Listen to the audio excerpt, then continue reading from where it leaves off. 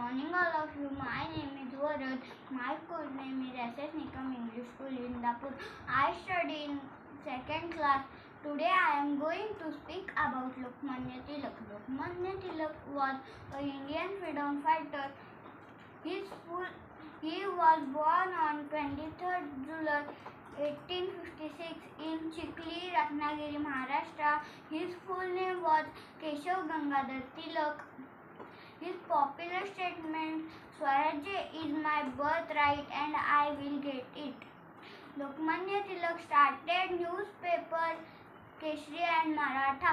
He also gathered people by organizing festivals Ganesh Utsav and Shiv Jayanti.